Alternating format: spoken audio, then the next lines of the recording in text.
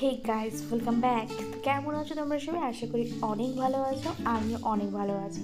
জানো তো, আমাদের দিদা ঠাকুমার সময় না অনেক রান্না হতো, যে রান্নাগুলো আমরা ভুলেই যাই। ঠিক সেরকমই আজকে একটা রান্না তোমাদের সাথে আমি শেয়ার করতে চলেছি। সেটা হচ্ছে খাসির চর্বি দিয়ে মুরগির মাংস। হ্যাঁ, অবাক হচ্ছে তো শুনে যে কি খাসির চর্বি দিয়ে মুরগির মাংস আমার কীরকম কম্বিনেশন। হ্যাঁ, কম্বিনেশন সেটা আজকে রান্নাটা দেখলেই তোমরা বুঝতে পারবে। আর আজকে রান্নাটা কিন্তু পুরনো দিনে সেই দিদা ঠাকুমার হাতের রান্নার মতন হয়তো স্বাদটা হবে না, কিন্তু আমি আমার হাতের স্বাদের মতনই প্রায় ট্রাই করবো রান্নাটা। আর তোমরা রান্নাটা দেখো, আশা করি তোমাদের খুব ভালো লাগবে। ভালো লাগলে ট্রাই করবো একদম বাড়িতে। তো দেখো গাইজ, প্রথমে আমি এখানে তোমাদের মুরগির মাংস আর দেখিয়ে দিয়েছিলাম খাসির চর্বিটা। তারপর নিয়ে নিয়েছি পেঁয়াজ কুচি, আলু এখানে নুন হলুদ মাখিয়ে রেখে দিয়েছিলাম। আর রয়েছিল ওখানে ফোড়নের জন্য গোটা জিরে, গোটা গরম মশলা আর মশলা একটা পেস্ট বানিয়ে নিয়েছিলাম। সেখানে ছিল হচ্ছে হলুদ গুঁড়ো, নুন, লঙ্কার গুঁড়ো, ধনের গুঁড়ো, জিরের গুঁড়ো, আদা রসুনের পেস্ট, কিছুটা ক্রাশ কাঁচা লঙ্কা, আর ছিল হচ্ছে কাশ্মীরি রেড চিলি পাউডার। তো এবার দেখো, কড়াইতে আমি তেল দিয়ে দিয়েছি। তেলটা গরম হবে, এবার এরপরে আমি তেলটা গরম হলে এখানে আমি আলুগুলো ভেজে নেব। তো এখানে আলুগুলো ভেজে হোক, তারপরে ভাজাটা হোক, ততক্ষণ তোমার সাথে একটু গল্প করা যাক। তো তোমরা আমাকে একটু কমেন্ট করে অবশ্যই জানিও যে তোমরা কারা কারা আছো যারা দিদা ঠাকুমাদের হাতে রান্না খুব মিস করো। আমি তো খুব মিস করি আমার ছোটোবেলায় দিদার হাতের সেই শঙ্কর মাছের ঝোল। আমার দিদা জানো তো এমন একটা মানুষ ছিল যে ঘরের থাকা যে কোনো সবজি দিয়ে এমন এমন তরকারি রান্না করে দিত, এত টেস্টি হয়ে যেত, তার স্বাদ পুরো অতুলনীয়, কোনো কথা হবে না। তো দেখো, বলতে বলতে ওদের সাথে গল্প করতে করতে এখানে দেখো আলুটাও ভাজা হয়ে গেল। এবার আমি এখানে ফোড়নটা দিয়ে দেবো, যে ফোড়নটা আমি তোমাদেরকে দেখিয়েছিলাম। গোটা জিরে, গোটা গরম মশলা আর একটা শুকনো লঙ্কা ফোড়নটা দিয়ে দেবো। রান্নাটা কিন্তু আজকে খুব সুন্দর হতে চলেছে। আর এটা কিন্তু সেই পুরনো আমলের একটা রান্না। হ্যাঁ, অনেকের কাছেই এটা নতুন, কিন্তু রান্নাটা আমি ভাবলাম তোমাদের সাথে আজকে শেয়ার করি। আশা করি তোমাদের অনেক ভালো লাগবে। আর তোমরা যদি এটা বাড়িতে ট্রাই করো তাহলে কিন্তু মন্দ হবে না, বুঝেছো? তো দেখো, এখানে তেল গরম হয়ে গেছে। তো এখানে আমি পেঁয়াজ কুচিটা দিয়ে দিচ্ছি। পেঁয়াজ কুচিটা কিন্তু আমাদের জানো তো কী করতে হবে, পেঁয়াজ কুচিটা আমাদের কিন্তু পুরো গোল্ডেন করে ফ্রাই করতে হবে। আমি বেসিক্যালি প্রত্যেকটা রান্নাতে পেঁয়াজ কুচিটা প্রেফার করি গোল্ডেন করেই ফ্রাই করাটা। তো আজকেও ঠিক সেরকম। তো পেঁয়াজটা ফ্রাই হতে হতে না এখানে দিয়ে দিয়েছি সামান্য চিনিটা কিন্তু স্বাদের জন্য আমি দিই না, চিনিটা দিয়ে হচ্ছে রঙের জন্য। আর কিছুটা হালকা স্বাদ আছে যদিও, আর আমি মিষ্টিটা পছন্দ করি না রান্নায়, তাই আমি এটাকে স্বাদের জন্য দিই না, আমি রঙের জন্যই দিই। তোমরা যদি চিনি পছন্দ করো তোমরা মিষ্টিটা পরিমাণ মতন দিতে পারো। তো দেখো, এখানে পেঁয়াজটা ভাজা হয়ে গেছে। তারপরে আমি এখন এর মধ্যে মাংসটা দিয়ে দিচ্ছি। আমার রান্নার প্রসেস কিন্তু একটু আলাদা, ঠিক আছে? তো তোমরা যেমনভাবে করো ওরকমভাবে খেও, কিন্তু আমার মতন একবার এটাকে ট্রাই করো, ঠিক এইভাবে রান্নাটা। তো আশা করি তোমাদের কিন্তু অনেক ভালো লাগবে। আর এই যে মুরগির মাংস অনেকেই যারা রান্না করো তারা অনেকেই বলো মুরগির মাংস রান্না করার পরে মুরগির মাংস ছেড়ে যায়, মুরগির মাংস আর কিছুই খুঁজে পাওয়া যায় না হাড় ছাড়া।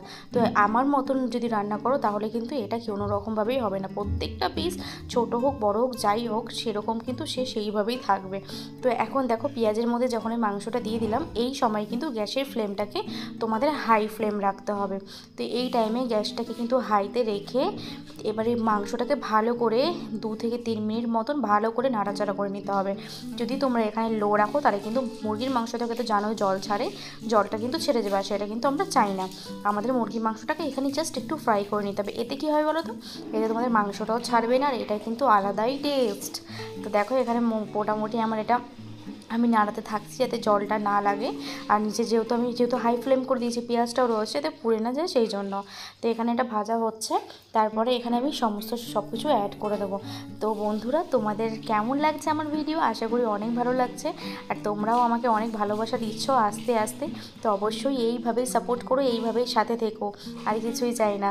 আর দেখো, এখানে আমি তোমাদেরকে দেখাচ্ছি পাটা। তো মুরগির পা কারা কারা পছন্দ করো? হ্যাঁ জানি, অনেকেই দেখে নাক ছিটকাবে, তো প্লিজ কেউ নাক ছিটকো না, এটা কিন্তু অনেকেরই পছন্দ। আমি বেসিক্যালি এটা খুব পছন্দ করি। আমার বাড়িতে আর সেরকম একটাভাবে কেউ খায় না, রাজকে একটাতে দিই, মামুনিও রিসেন্টলি খাচ্ছে, কিন্তু কেউ এরকমভাবে খায় না। তো কাদের কাদের পছন্দ এই মুরগির পা অবশ্যই আমাকে কমেন্ট করে জানাবে। আর আমার ভিডিওটা কোথা থেকে কে দেখছো সেটাও আমাকে কমেন্ট করে জানাবে। দেখো, এখানে ওটা ফ্রাই হয়ে গেছে, যেহেতু আমি 2-3 মিনিট তোমাদেরকে বললাম 2-3 মিনিট কষাবো। তারপর আমি এখানে মশলাটা দিয়ে ভালো করে নাড়িয়ে টমেটোটা দিয়ে দেবো, টমেটোটা দিয়েও ভালো করে নাড়িয়ে নিতে হবে। এবার কিন্তু মেন রান্না, ঠিক আছে?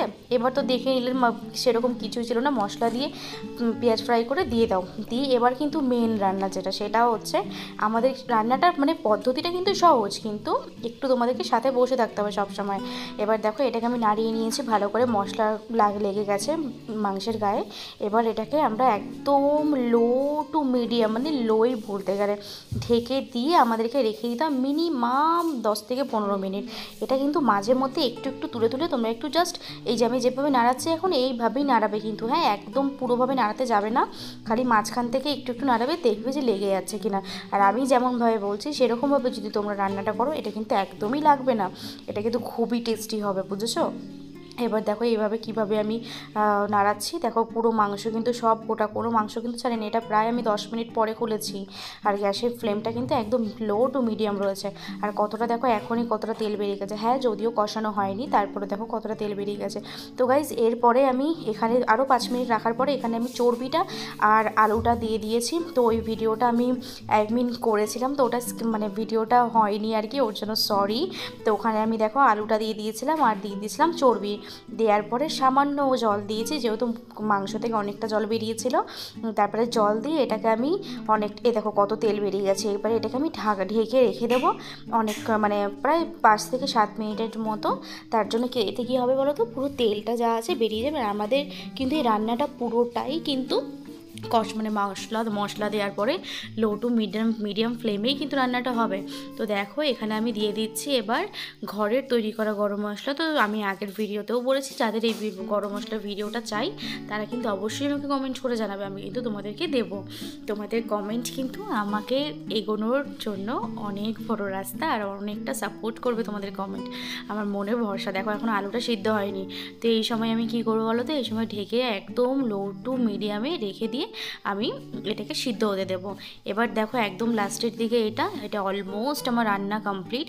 এখানে আমি দেখছিলাম যে হ্যাঁ পুরো তেল বেরিয়ে গেছে, কত সুন্দর লাগছে দেখো রান্নাটা, কি জিভে জল আসছে। তো তাহলে খালি জিভে জল আসলে হবে না, রান্নাটা তো রাঁধতে হবে বাড়িতে রান্না করো, আর প্রত্যেকে তোমাদের প্রিয় মানুষকে খাওয়াও।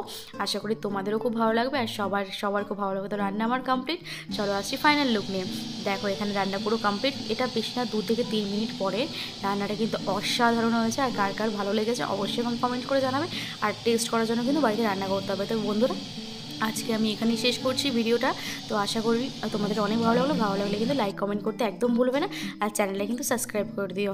সবাই খুব ভালো থাকবে, সুস্থ থাকবে, আর দেখা হচ্ছে আগামী নতুন একটি ভিডিও নিয়ে। তো টাটা, সবাইকে love you all, bye, thank you.